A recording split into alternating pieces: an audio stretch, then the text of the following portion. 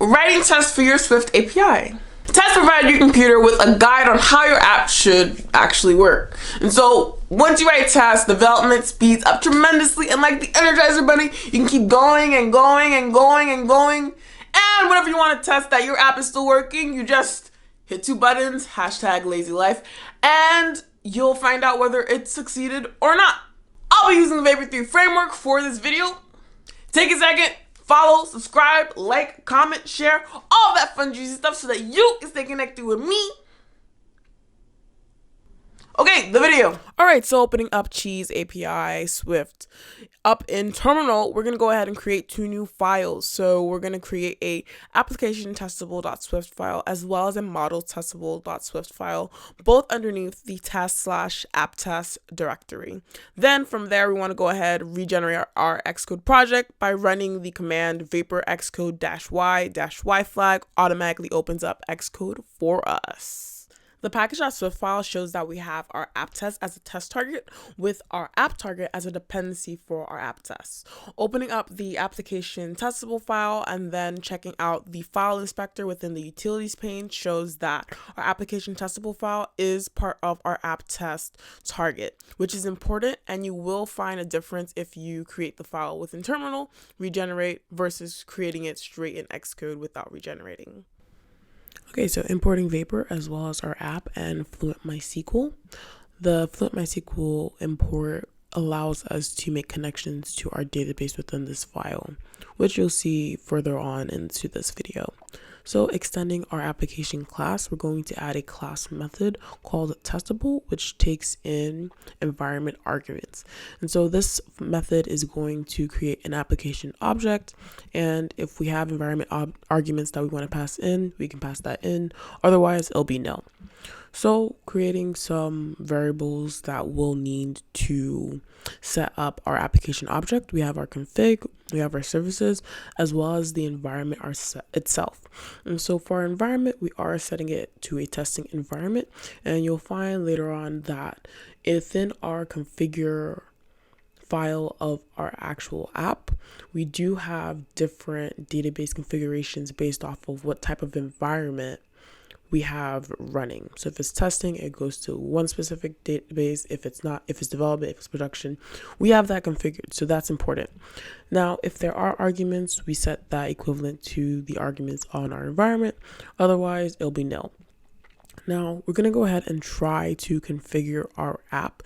So we imported our app as a dependency. And from here, we are going to try to configure our app as if it is an testing environment.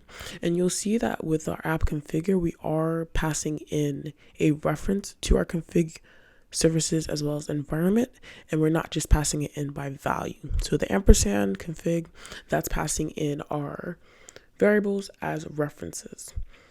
Now we're going to go ahead and create a application object, which we can then reference within our app variable. And then we try to boot the app, and then we also return the application object. And so with this method, we're creating the object without starting the object. So configuring our application, configuring our environment, having that application object reference, which we can then return without actually running. Okay, so with our testable method in place, we can go ahead and add a reset method. And this reset method is going to reset our database as well as creating and setting up a new database connection. And so first, kicking things off by reverting our environment. And so adding our revert arguments, vapor, revert all, y stands for yes, and then passing those arguments into the testable method that we just created on our application. And so we're going to run this asynchronously, and running it asynchronously is going to start our application as well as executing our revert commands. And so before moving on, we do want to wait for the results of that revert before then migrating. And 2 adjustments we do want to make for our revert environment, we are prefixing 2 dashes before we write all, and we are prefixing one dash before we write our y, so our yes. So once we've reverted, then we'll migrate, and it's a similar method to what we did for our reverting. So this reset method is going to come in really useful when we are running each individual test, because we do want each individual test to run based off of a blank slate of our database.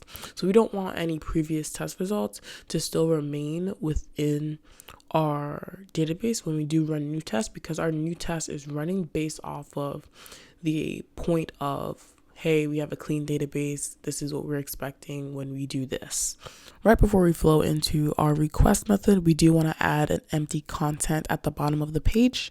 So struct empty content, subclass of content.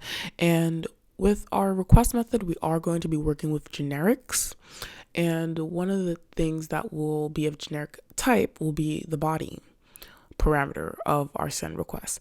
And so with generic types, you cannot define nil.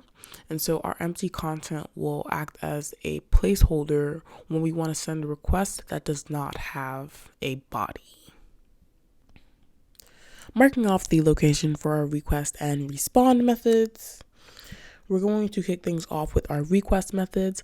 And so first we're going to create a generic method that's going to allow us to send a request to a path and it'll return a response. And so within this method, you can set the HTTP method, the headers, as well as whether or not there's a body. And our body is going to be a generic type.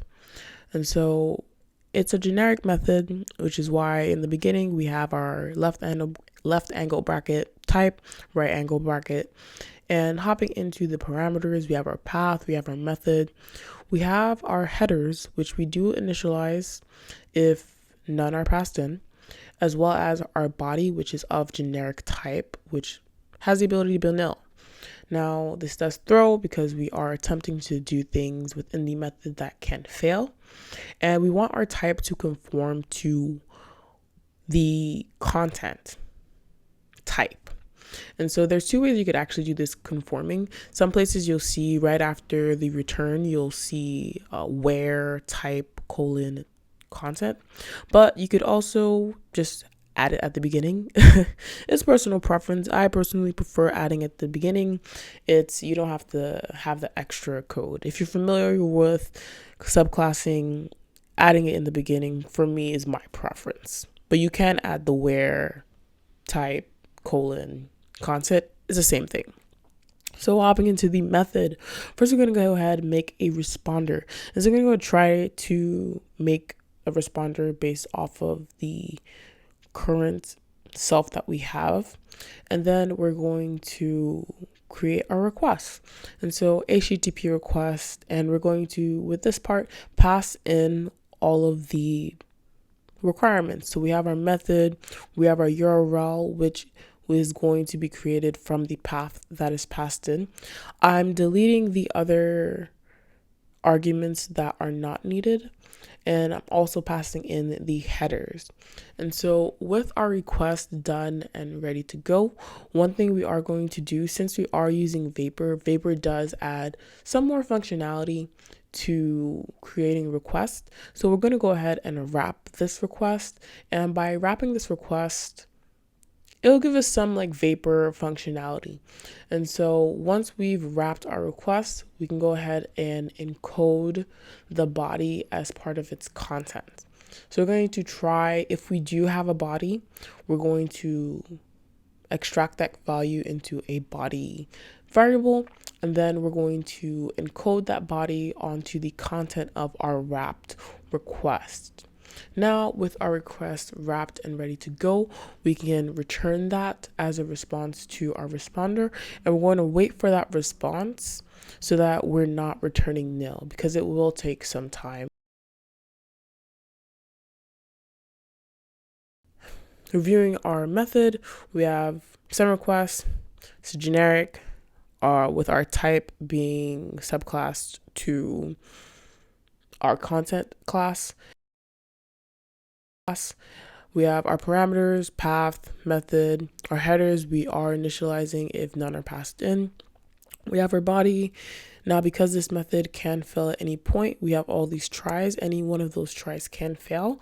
And so we do have that throws keyword, and then we're returning our response. Now, within our actual method itself, we have a responder, we have our request, we're wrapping that request. So really, we have our HTTP request similar to how we make a standard HTTP request, but then we go ahead, take it a step further, wrap that request with a Vapor request, and then encode the body onto our request. And then the responder that we created earlier then responds to our wrapped request, and then we're returning that response once we've waited for that response to come back. With our generic send request method created, moving on by creating a few convenience methods. So the first one will be a convenience method for when we do not have a body. Earlier in the video, we created an empty content type at the bottom of our file. In this method, we're going to see that type being put into play. So with our body, we initialize our body as an optional type, which can have a default value of nil. Now, the thing with that is that we cannot have nil for a generic type.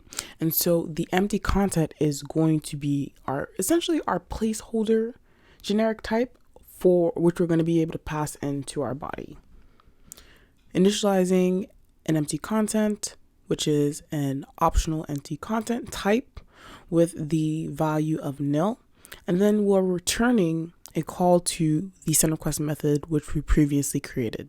So all of our parameter values, we're passing that straight through to our parent method. And for our body, we're passing in the empty content. So highlighting once again, the body, it is an optional type with a default value of nil. But we cannot pass in nil for a generic type. So we have our empty content type, which essentially allows us to let the compiler be able to do its thing. Moving on with our final convenience method. This convenience method is going to be used for when we have a content but we don't care about the response. One correction for the convenience method above, where we have our empty content, you can actually remove the generic addition of creating the type since we never actually use it within the method. Okay, back to the third convenience. Well, the second convenience method, third send request method. We have our parameters, path, method, headers. The data is going to correspond to the content body. And with this method, we don't care about the response, so we do not have a return. So we're using the underscore pattern to be able to call this method without actually storing the value. So we're trying a send request, we're calling the method that we created above, the parent method, and we're passing in all of our values, the path, the method, the headers, and for the body, we pass in the data. All right, so we have our methods that allow us to send requests. Now we're going to create a few methods that will allow us to get responses from a request. So first generic method that we're going to create accepts two types. First is going to be of type content. Second is going to be of type decodable. The decodable aspect of this method will be what's returned as the response, whereas the content type will be used for the content, data that's being passed through to the method. So our parameters, we have our path, we have our method. By default, we are going to have our HTTP method as a get. We have our headers. We do initialize HTTP headers if none is passed in. We have our data, which is of type data. This is the generic type, initialized with the default value of nil. And we have a decode to type, which is going to be of type. And remember, our type is decodable. This whole method is going to throw because we're going to be trying a few things within our method and we're returning the type. All right, creating a response. We have a response. We're going to try to send a request. That's the first thing. Always try to send a request. So we have the request, we send it, we're passing in the parameters that we have. We have our path, we have our method, passing our headers, and then taking the data that we have, passing that in through to the body. Now that we have our response, and this is why the decodable type is important, we're taking that response, taking the content of that response, and then decoding it to that type. Now, once again, because this is testing, we do want to wait for that response because will take some time. But once that response has finished, we can return that. That's our first general method. Now, for the second method that we're creating here, it's going to be more of a convenience method that merely accepts a decodable type. So with this one, there is no content to be created. So we will see our empty content type coming back into play with this method. So with this generic convenience method, we have our path, we have our method, headers, pretty synonymous to the general get response method we created above. We have our decode to type, and we are returning our decodable type, but we don't have a content. So since we don't have a content, first creating our empty content, which will be an optional empty content type, initializing that with a value of nil. And then we're doing a straight return to our parent get response method. So the get response method we just created, we're making a call to that and passing in our path, passing in our method, passing in our headers, our data. Here, since we don't have data, we are passing our empty content, and then the decode to type, just boom, passing that in as well.